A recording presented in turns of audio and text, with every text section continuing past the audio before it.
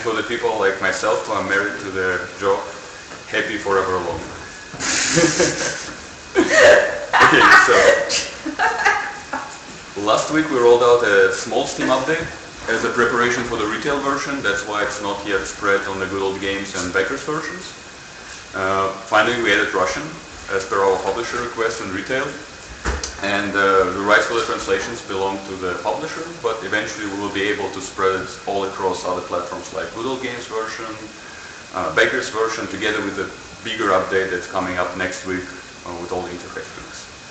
And on top of it, last week we got ourselves a new team member. The intern from Belgium joined us in the 3D department, and we'll have an interview with him later. And then usual questions and answers, and party and fun. Okay, I guess that was it. Enjoy the show. Sarah, why don't you invite our guest? I should invite our guest. I will invite now our new intern for 3D stuff. Please come just here and join. Do you want to have a pillow or something? That's alright. Okay. Hi. So, as usual, we're doing our interviews, and now we're interviewing you since you're the new guy. Okay, can you tell us who you are, where you're from, what you do here? So, my name is Xavier. I'm from Belgium, and I'm the 3D artist intern here at Black Forest Games. Okay. And so far, I really enjoy it. Okay. The people here are super friendly and super helpful. So yeah, I hope I will have a very great experience. Okay. So what do you do when you're not doing an internship at BFG? What do you study? What do you study exactly? I'm studying digital arts and entertainment Okay. in Koptek in Belgium. Okay. It's a 3-year course, and right now I'm in my last semester. And so now I have just to complete this internship, and after that I graduate. Ah, okay. And does it specialize in games, or is Yes. it 3D in general? Well, in the second year, you can specialize yourself in art or Okay. in development programming. Cool. And I chose the art track. Who wants to program? Sorry, I didn't say that. Okay, cool. And how long will you be here? For 18 weeks. So that's quite long, right? Yeah, it's like 4.5 months. Okay, so it's almost a whole semester, right? Yes. Cool. And so you're working with all our artists. And I'm kind of feeling now, because I'm a bit nervous and I forgot my questions again.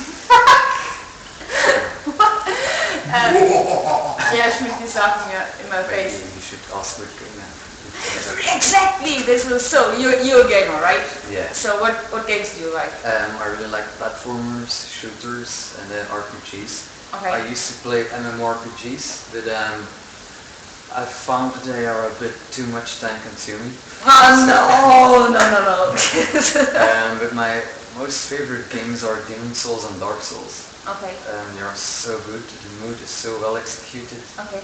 And of course I love Gianna Sisters. Thank you. You can stay for the next 18 weeks. Okay. Nico, what are my questions? I forgot them. I think did you even end up your house this whole internship thing? Why did you come here? So, were you free to choose, or were you? Yes, we had the right companies, but in the summer I got to know Black Forest Games through Kickstarter, Okay. and that's how I learned Gianna Sisters and you guys, and I really loved the game when I saw it first time. And I decided I will definitely write Black Forest Games. Okay, cool. And luckily you responded to my message. Hey, that's really nice. I didn't know that, so that's cool. Cool. Okay, and then there's another question. What's so far your favorite part about the interview? Apart from the game, I think some sense. Okay, so did you? I really like the The green. You have to say the green. not the brain. The vibrant environment. Okay. I'm working whole in the back, and I can overhear all the conversations Okay. throughout all the company, and I really like to hear them out while I'm working. Yeah, it's a good background noise to Okay. stay focused. Okay, so you hear me swearing through the office when I'm Yeah, testing yeah. Jana's system? Everybody hears you swear in the office. Okay, I mean, no, this would never happen, isn't it? Yeah. This was it? So do you want to say anything to Well, yeah, the any people out there? like suggestions of how to get into your particular field of work? Like what should people look for when they want to become modelers or artists? First of all, maybe you should enroll in a school or like a workshop or so to just get a basic feel with your software packages. And apart from that, it's just all about hard work. Yeah, okay. Just work all the time. And I think we're done. Okay. So, Thank you very much. Thank you. It was nice talking to you. See you soon. that's your part now, yes. So, that was the interview, and now I'm getting Schmitty here. Yay! And my nose. Schmitty with the questions. Give me the questions you can ask. Hello, ladies and gentlemen. Welcome to this Valentine's Day special. Do we feel the love? Do we feel the love here? Oh, I feel the love. Okay, wonderful. You felt the love a lot today. Don't even. Yeah, sure. I was getting flowers today. That was Schmitty kind was of sweet. Valentine. Yeah, pretty much. So, Schmitty, I have some Valentine's questions for you. Are you ready for them? I hope you have the answers. Well, I for hope us. so. Question number 3 is a bit twitchy. Let's see what comes. That's a nice one. Okay. First question. Will Jana be on Wii U? Wii U. Yep, I think we have these questions At least once. at least once every session. So for every Wii U fan out there and for every Nintendo fan, yes, Genesis' Twisted Dreams will come to the Wii U, and probably a bit later than the Xbox 360 and the PlayStation 3 versions, if I'm not mistaken, but it will definitely come for Wii U. Question number 2. Were you guys ever scared that your Kickstarter would fail and Jana would go unnoticed? Hell yes. Hell yes. I remember it very clearly. During the whole Kickstarter campaign, we were always checking the Kickstarter page, and we had one of these pages is a Kickstarter watch page where it estimates if you can make it or not. And during the middle, when we had this valley where not much were pledged, the system told us, well, you will be, 30k low on funds when it's over, and we were all like, no! But in the end, our Kickstarter crew did a magnificent job, and the guy who was leading the whole campaign is one of our game designers, and he said, I will not do it ever again. So it was basically working 1 month on the Kickstarter was as hard for him as working on the whole project over a year or something. Yeah. So it was really exhausting, and he had a well-deserved holiday in the end. So, for in case that anyone has questions, still I can't read the questions here because something with the technology is a bit screwed up. So I hope that someone is sitting there at Sarah's desk and is checking for the questions. I don't know, but I have 2 left. Yeah, awesome. Is checking for the questions on Sarah's desk, and hopefully they will. Go ahead. So, what is the best and the weirdest memory that sticks out about the team? The best memory. The best memory that you have. The best memory here at BFG was actually at the end of the Kickstarter campaign. We had our very first live stream session with where we invited our backers to join. That was really awesome. So this is one of my most memorable moments here, at least. New company headquarters. It was quite an awesome time. Weirdest moments, I can't tell, because every second day is weird. And every fourth day is weirder, and every day it's a bit of weird. So Yeah, and the weird moments we're not allowed to talk about because they are all FSK 18. yeah, sure. Most of them. Okay, when can we Weird hear stuff going on here at BFG. Hello. When can we hear more about Thank Raven you. State? I love you, bro. Love you. From whom was that? Garrett. Oh, wonderful. Garrett, love ya. Nice one. When can we hear more about Raven State? Tell me from Raven State, when can we hear about it?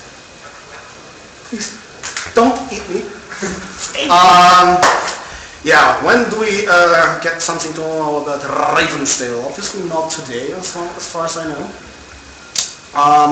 We hope we can deliver some news about Ravensdale soon. Right now we are working on contractor projects and are a bit busy there. There's a small spare crew which is momentarily not working on contract projects is maintaining Geonosystis. Right now working on the larger DLC, which is scheduled to be launched between March and May. Depends on how crunch times will follow for the contracted projects in this time frame. But it will definitely contain something like new levels and hopefully some new twists within the game. Why are you... Sorry. Why is everyone...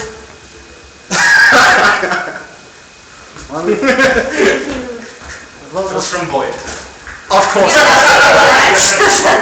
Thank you. Thumbs up. Yeah. So, that Draws means a line at dancing, by the way. Just saying. dancing. No. I won't dance in front of the camera. Not again, right? Not again. Nope. And especially not Gangnam Style. Sorry. Not doing that. We need to get really drunk for that. Yes. Do we still have beer anymore? I should check. I'm a developer. Please get me out of here. No, I tried that. No, Okay, if the boost is for free, we can talk about it. So, do we have any more questions, maybe? I'm going to look for questions. Director and minion.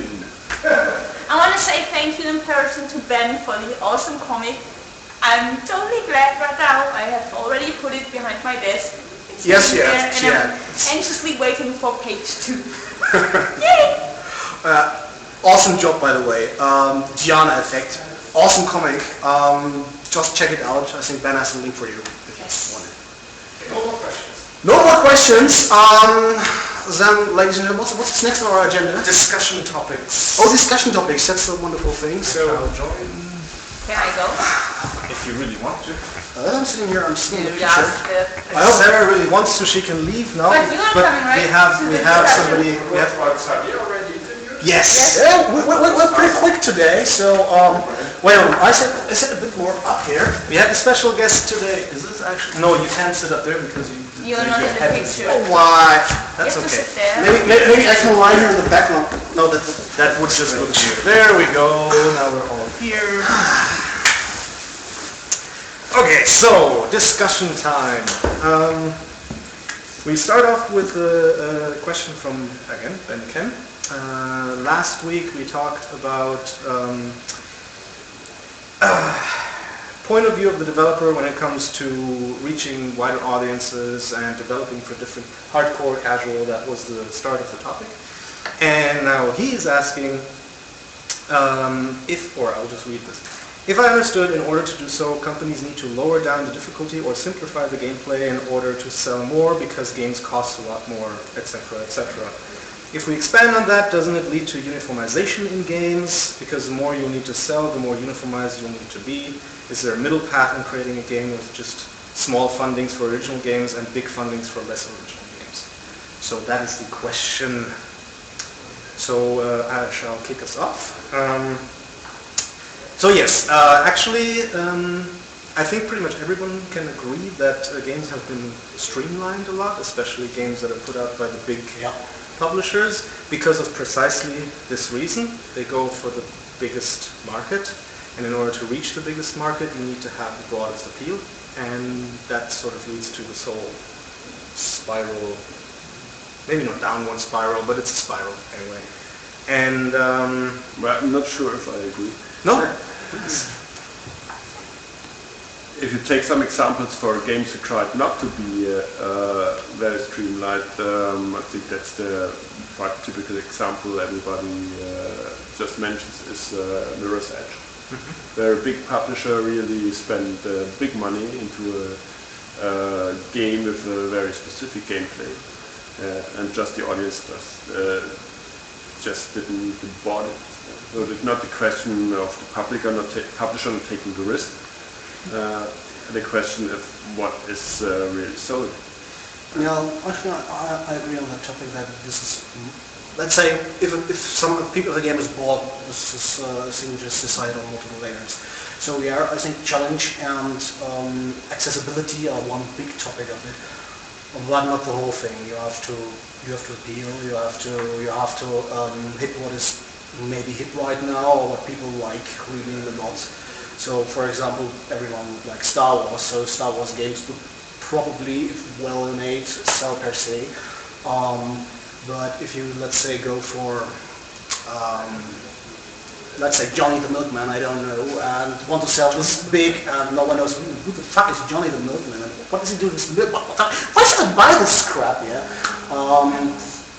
Then you already had a bad start, even if you hit all the criteria for a really good game. Then it could be the best game on the planet, and maybe just the critics would agree on that, but no one would be interested in Milkman. Except for Milkman. And not women. And not women. I'm pretty sure that now you're thirsty. Well, it's a very multi-layered thing. You can't just say, okay, it's just because you make games easier across the board, or it's just because of whatever. There's many factors that go into, especially when you create a multi-million-dollar game. I remember having these discussions with people when Old Republic was being made, and everybody was crying, why are they not experimenting with it? So much money, they should do like this awesome, like crazy game that has all these new features and everything.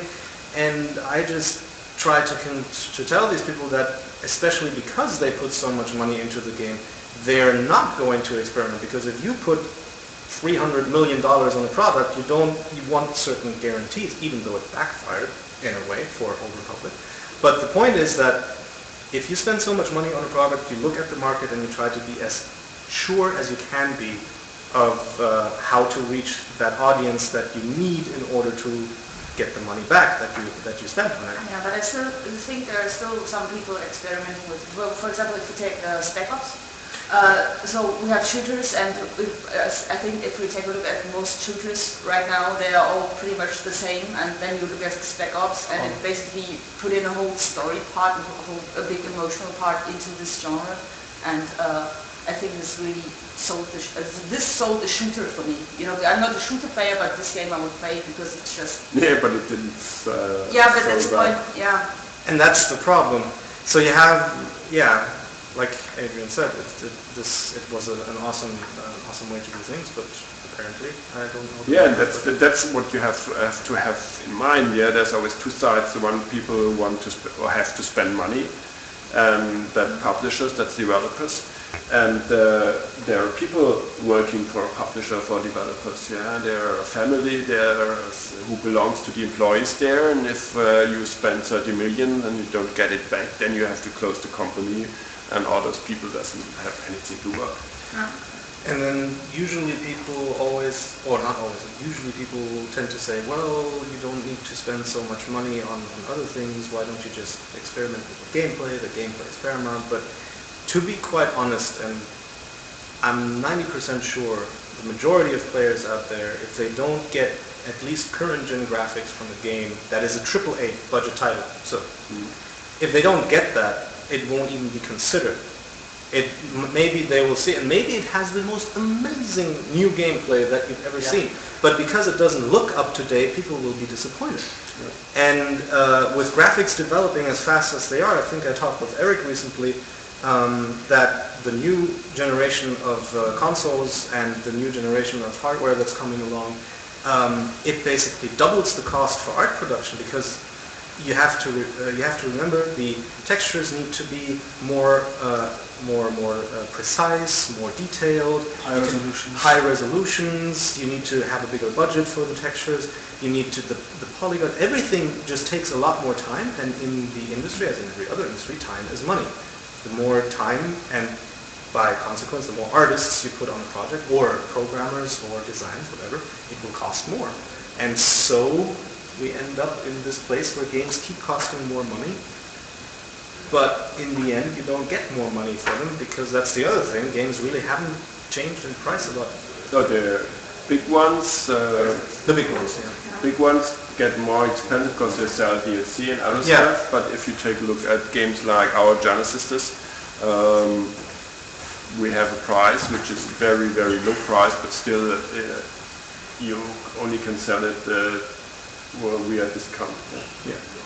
Yeah, and that's actually happening on every gaming platform, and people don't buy games for the original price of the really, really big fans. And you get lots of stuff for low money. But still the question is, what can we do as a developer? Still saying, okay, we want to be innovative, and that's the reason why we are in the industry. It's not just about doing what others have done and still limiting the risk of still getting the stuff sold to people. And that is where the last question about it is there a middle path in creating a game for something like that? And I do believe that crowdfunding does help.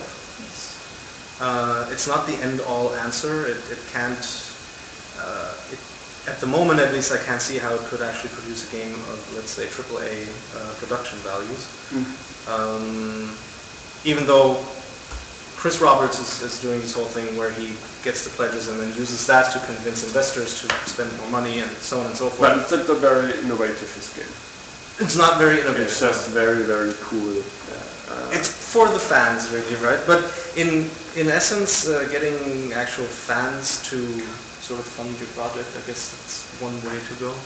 But maybe it's not just about financing, but gives you the chance to check with an innovative idea. You get good response via crowdfunding. And if you get people saying, okay, that's quite cool and it's really the fans, then you will get the broader mass, maybe, hopefully, at the end. It's just a possibility to cross-check your own ideas.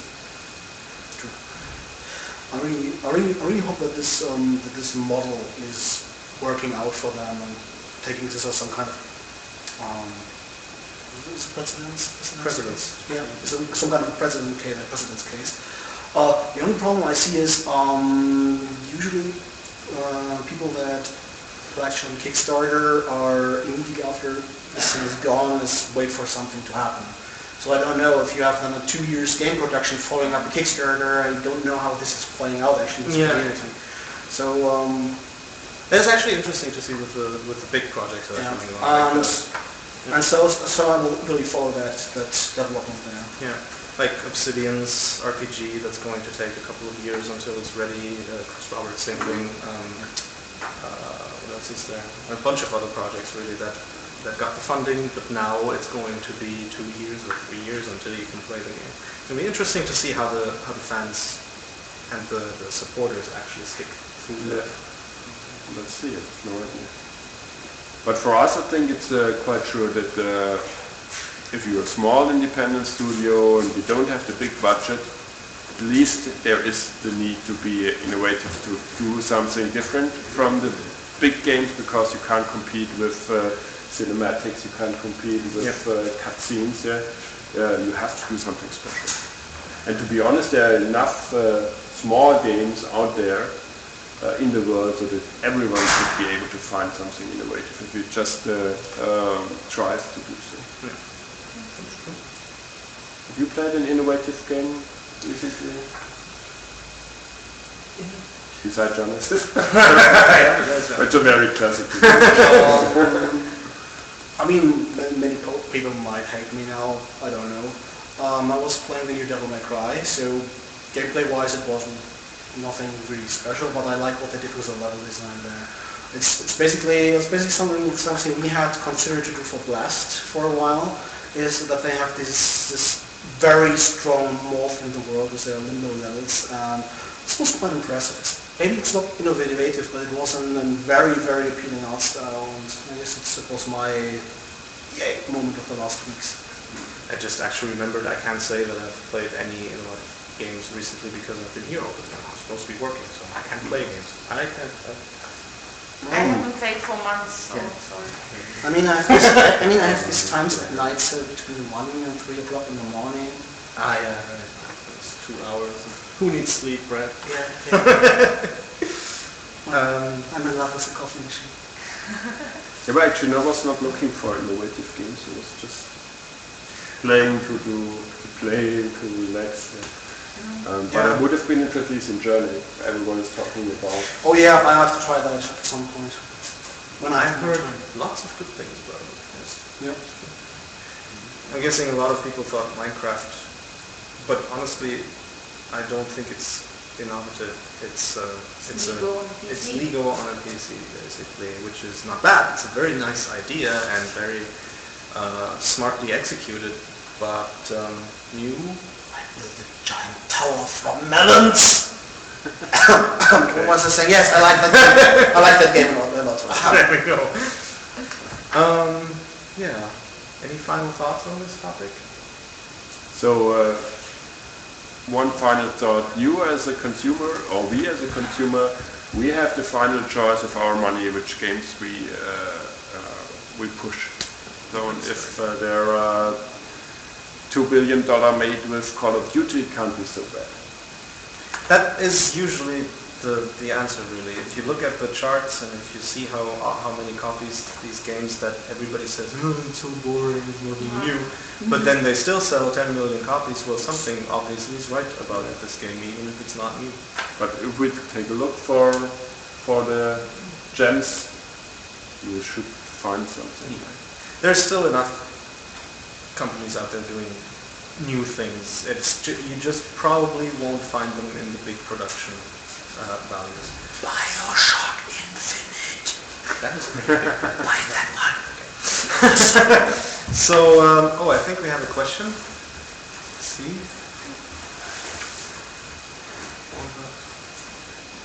What about targeting the long tail instead of being AAA time? What do you mean with a long tail? I'm not sure. Or is this titled? No, tail. What about targeting? Long tails that have been targeted. Can you go back and clarify maybe?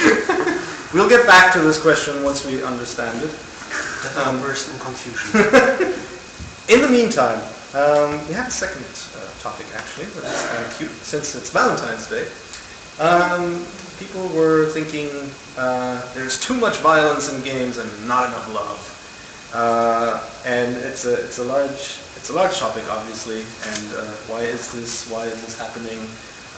But I think a couple of insights may be quite interesting. So why is it that there's not so much romance in video games? Why do you think? Oui, l'amour. I think it's just okay. How do I put this? I think romance is kind of like very, very personal, and everybody goes there from a different, as a consumer, from a different angle. So what's maybe romantic for me, and I would consider love, would be totally cheesy for you, and the other way around. Actually, I'm a pretty romantic guy. See, I'm not. She's not really, that's actually not true. I sent her a video link yesterday and she cried just from watching that video. So she Just to try to... No, anyway, so I think we have a really broad audience with different opinions about these specific topics, and you really have to make it fit for everybody. And this is not only really complicated, it's getting really expensive as well. Because you have to offer different things that could happen, because everybody wants to go there from a different angle, and yeah, you have to just make room for lots of options, and yeah, that costs money, like crazy, yeah. Yeah, I'm thinking that romance is a difficult topic to tackle in any kind of circumstance. And the problem video games have is that the player expects to be the one in control. So you can either go ahead and what many people complain about games like Mass Effect and other games like that, in cutscenes you don't have so much control, you don't have so much choice, you only have 3 arbitrary choices, whatever. But the reason they do that is because otherwise that method of storytelling just doesn't work, or it gets, like Peter said, way too expensive to even, or complicated to even make. So when it comes to a complicated subject such as love, how many ways are there to approach a person and flirt with them and then make it feel right in every situation and then cater to every, what if the next guy that plays the game or is actually into, I don't know, S&M or whatever. It's all viable, and if you only put in a limited version of it, it will not appeal to that many people, and making that right, making that really, really involved is, I think, a very, very tough challenge as a whole. And then we haven't even talked about other issues that you could have sent people accidentally. Yeah, but what's the topic about violence? People say, okay, why is it okay killing people, shooting them in the head? Why is it okay doing whatever romance, love-related or sex-related stuff in video games? It's a good question. Because, and I think games are still considered child's things in many ways. But again, child thing, shooting people in the Well, head, you play cops and spreading their robbers, I brains. guess. Yeah, it's getting more realistic, it's true. It doesn't really work.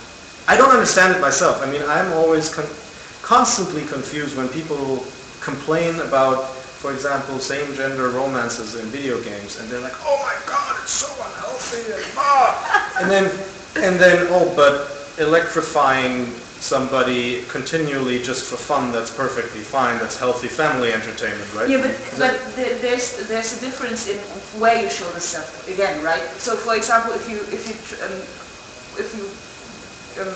look at this in the States, it's totally okay that you have shooting stuff. But oh no, don't show boobs. This is you're right. I just remember this Fox News and the Fox discussion that went there for like a week or so when they brought up Mass Effect because of the romance options. And then you have to look at, for example, Germany, where nobody gives a damn because it's porn, we don't care about that here.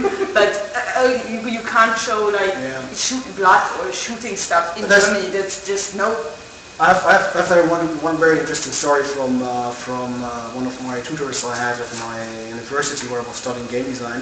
He was telling that he was working on a project which was a project where he would commanding walls in a 2D environment and moving coverings and stuff. And there was a cutscene or a scene where a fairy was flying through the picture because it was part of the story, and she was very sexy dressed, and everything was pretty sexy. Let's put it that way. So usually, in that way, no one would have a problem with that, really. But for the American version, they were forced to put an extra model for her out there with very heavy clothing to put her. It was a strange story, and yeah. Yeah, I don't know. It's a cultural thing on the one hand side, I guess. Culturally, yes.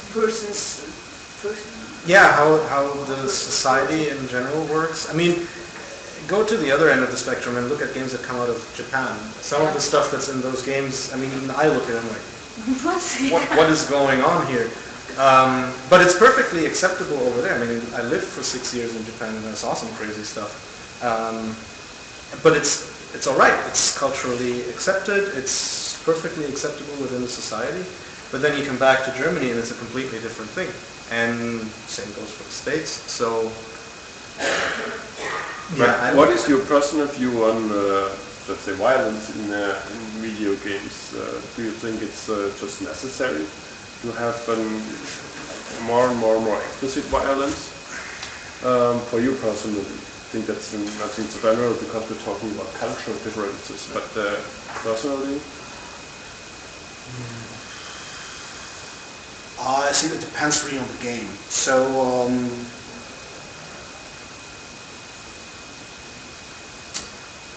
how do I put this the best?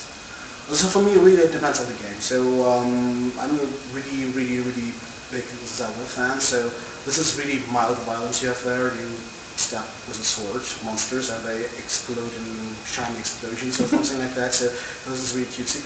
I can really live with that. I really love it, in fact. But if I play God of War, then I really, it is, when it comes to God of War, it's part of a whole action. It has to be. So, so I like actually those things. I lost all my red track. I wanted to point at something, especially with all this violence discussions going on. I think if you Okay. You lost your train of thought. yes, I lost my train of thought. I'm thinking that I don't need violence in games. Like Shruti said, for example, I would see no benefit in putting awesome decapitations into Zelda or a game like that. No, there's no point in that. So the need to continually make all games more violent, I don't see that. I do agree again with Shruti that certain games have a certain atmosphere and a certain flair that justifies having a certain amount of explicit violence in there. Just as there are movies that do this kind of thing. Like, for example, pull out Sin City. That was an ultra-violent movie, and it was highly critically acclaimed because it was great. A lot of people complained about it, obviously, but the point being that in that setting, it was part of the story. It was part of the atmosphere. It was part of everything, basically. And if you hadn't had that in Sin City, it would have been a completely different experience.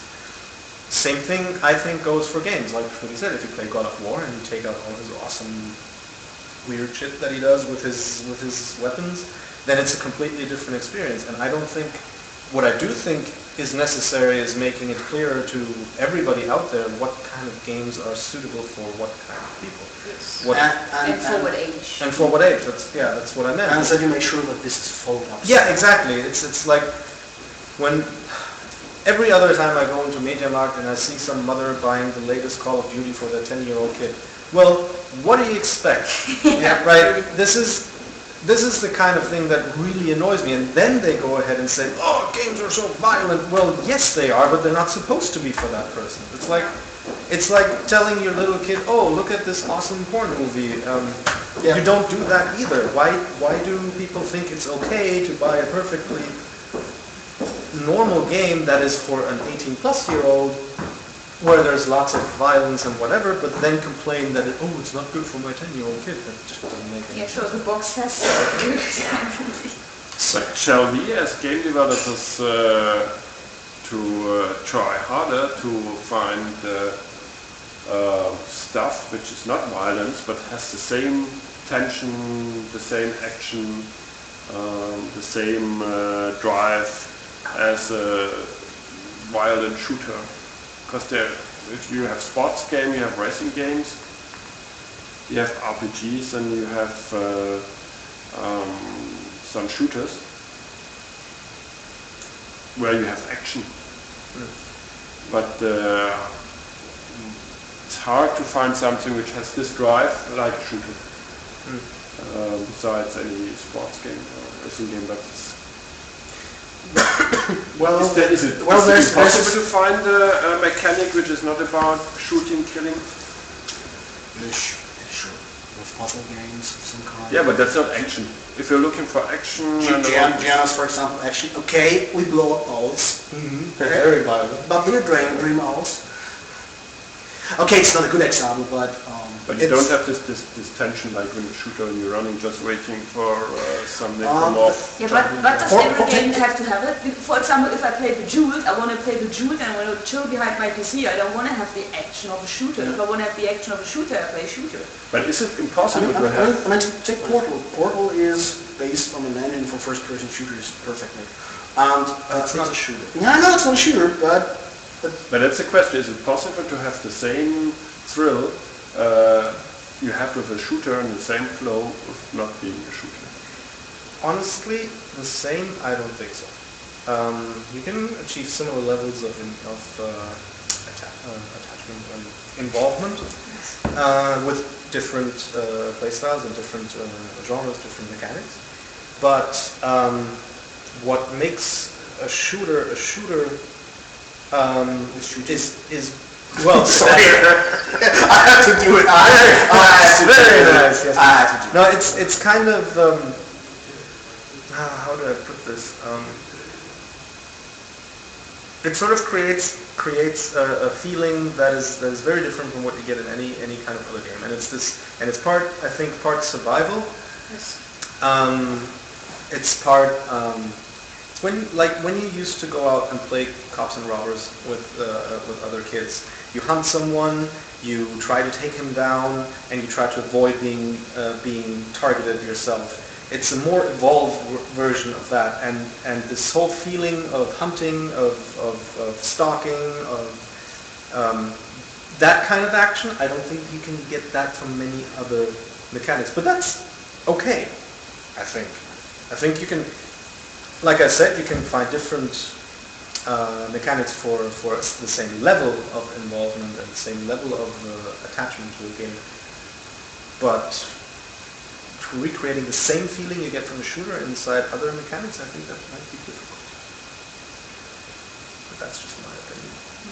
And in a shooter, you're by default put in a certain position, and I think the certain position that you have in a shooter is a huge part of what creates the emotion that you have in the shooter. So I don't think that you can get this from like puzzle. Probably not. But there is a point that we as developers should or want to push the envelope and find new ways of creating emotions and new ways of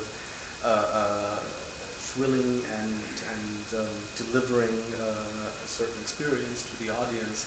And I'm thinking that it is a challenge for us to find new ways to do this, maybe without violence, or maybe with a different kind of approach. Maybe, especially here, I'm thinking about new input methods and new visualization methods for the VR headsets and whatnot. All that stuff that's coming here, that's giving us more tools to create certain experiences. Yeah, but as you said, we want to create emotions. We don't want to, by default, create the same emotions that you have in a shooter. Yeah, we that's don't want to very create true. violent thoughts or something like this. We just want to create the player. We want the player to feel something, and we want them to feel the stuff that we want. Very true, very true. So we're looking for a way to create the same thrill like in a shooter with a non-shooter now, and if we make it, we will be rich. Yes, if we manage that, I think we can actually do that. I mean, yeah, creating the same, like I said, not the exact same thrill, but the same level of thrill. That was an interesting challenge, definitely. That was a nice... That was a very nice discussion. I have no idea how much time we have left, if we have time left. I mean, we drifted now deeply into the violence sector, but actually it's Valentine's. Yes, and it was supposed to be about romance. Good timing. Romance and 7:15, it's good. 7:15. So we theoretically have a little more time. I don't know, did we ever clarify that question from Boyd? Maybe you want to check, just so we don't... Everyone else left for Valentine's Day? Apparently. So, Romance is... yeah. Did you have any favorite romances in games? Mass Effect 2 and 3, Kelly. Of course. Big love. Awesome character, awesomely well written, the whole thing. I was really feeling there. I was like,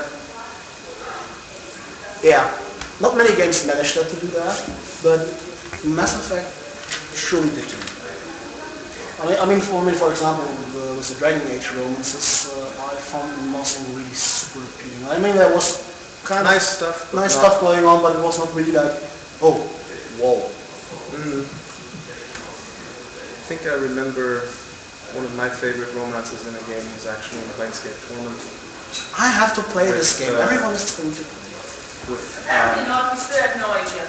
Anna, the tiefling girl. That was That was really interesting.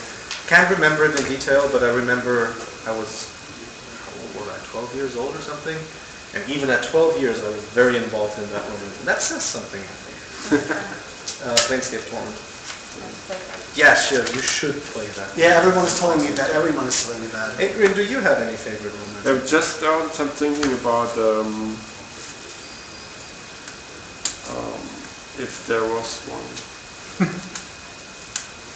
Actually, I really, it's a bit stupid, but I really like the girl from Need for Speed Carbon.